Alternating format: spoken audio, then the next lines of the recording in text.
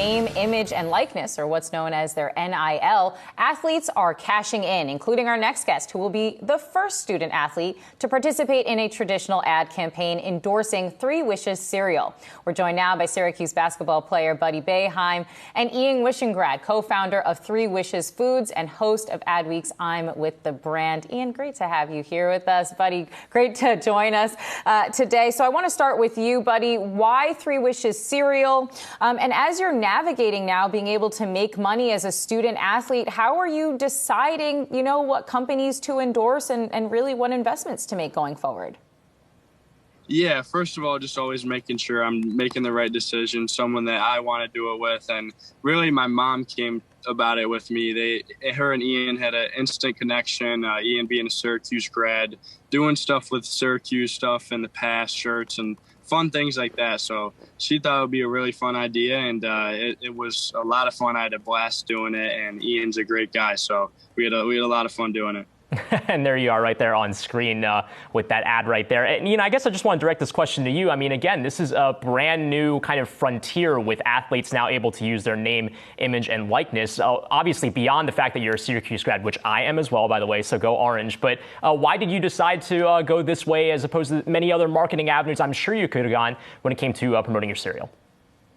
Sure. Yeah, I did. Yeah. Oh, sorry. That's all you. Well, this is not the only avenue we did, but basically you always heard rumors that this was going to happen. But once I heard it happen, it was like, okay, we got to go do something. There's something going to be cool and newsworthy to be the first. And so naturally, having gone to Syracuse, having done stuff with the team in the past, was like, oh my God, what could we do? We're like, oh my God, Buddy Boeheim, he shoots threes, recalled threes. I knew something, like there was some potential there for humor. So, worked some connections, got to Julie, pitched her the idea, and she liked it. And I guess I want to direct this question back to you then, Buddy. Now, you said that your mom was kind of impactful in helping to ink this deal here, so maybe she's your agent. But I guess when it comes to the broad landscape of other sponsorship deals, are there other things that you're looking at? And how do you think this changes the broad landscape? Are you talking with other teammates as well, maybe even your brother on the team, about other types of endorsements? Do you think that this could really change the way that people are approaching the way that they have these side gigs, as they also have to maybe focus on what is the primary purpose of trying to get dubs in the season?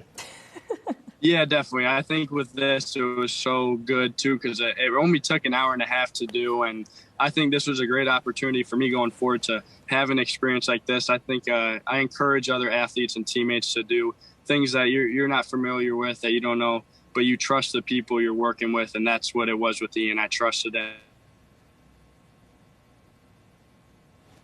I think we might have lost Buddy there. He's at least frozen for us. I don't know how I feel, Brian, about being surrounded by a lot of Syracuse grads right now. I did not go. She's just jealous. Ian, I'm gonna bring this question over to you.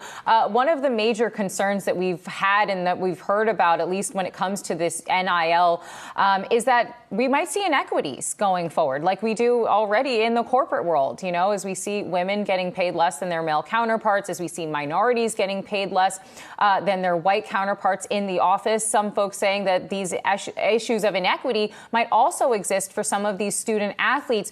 Do you agree with some of those concerns? And for anyone out there that wants to use a student athlete essentially to promote their business, how can we make sure that some of those inequities don't exist and that there is some kind of fairness, at least, in some of these promotional deals?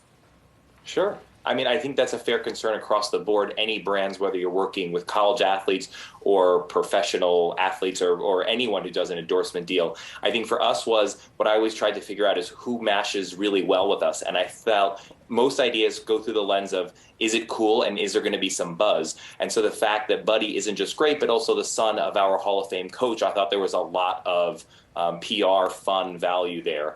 But really anyone that fits any brand parameters, I think, would work for any brand. I don't know if it's on the responsibility of an individual brand to figure that out. I think we have to look back as a whole and say, is there some inequity? But we had to do, I felt like, what made sense for our brand. We also did this within 2 weeks, so it wasn't, I didn't put it through that many lenses. It was like, this seems fun. I went there. He shoots threes.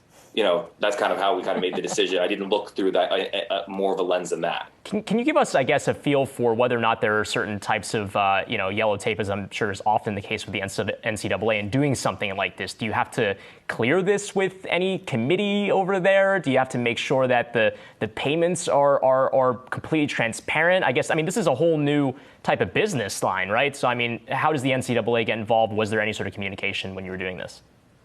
You know who gets involved is the school. The minute this went out, I got LinkedIn from every version of some sort of lawyer or someone who deals with sponsorships at Syracuse University, making sure that if we're doing anything with the Syracuse name and likeness in there, that they make sure they get their pound of flesh as well. So we have to do a separate negotiation with the collegiate licensing company to be able to use the Syracuse jersey on Buddy when it's going to be on the box when we make the Buddy box and release it later this season at Wegmans.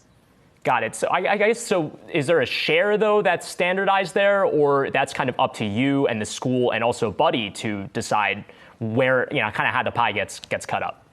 So I think there's two parts. One is the individual athlete. They have their own agent, team, mother, however you want to do it. They cut a deal that's fair and we negotiate like any other deal. And then there's a separate parameter usually with the collegiate licensing company, which is the third party that Syracuse gives the rights to manage all of the licensing on their behalf. And so everything's kind of negotiable, especially early days here.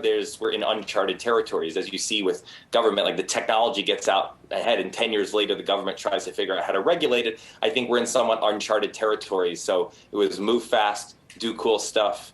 It wasn't ask for permission, but it was beg for forgiveness, if anything. Now, Ian, marketing and brands is really your bread and butter. That's what you were doing before you were making cereal. So I want to actually ask, why the traditional ad campaign? You're using Gen Zer, Buddy Boeheim. Why not perhaps a TikTok campaign? Or is that coming? I want to know. Okay, so a few things. One, as I said, I always look through the lens of a few things. One of the lenses was athletes, no matter how big TikTok and every other social media platform gets, people love traditional media. They love a proper shoot and a proper 30. And we plan to run it on local TV during the games up there. So I think it will be quite effective, or pre-roll on YouTube. But there's something to the production value looking real, like a real commercial, just like you saw Michael Jordan and Nike's or McDonald's. Like there's something to it being real, where the minute the NIL kind of enabled it, you knew that every athlete was going to become some influencer and use their social media and just promote stuff. But there's something when it really looks professional and done to that level, it's kind of worth more in a sense. All right, we're going to leave that there. Thank you to Syracuse basketball player Buddy Boeheim, Ian Wishingrad, co-founder of Three Wishes Foods. Thank you both for joining us today.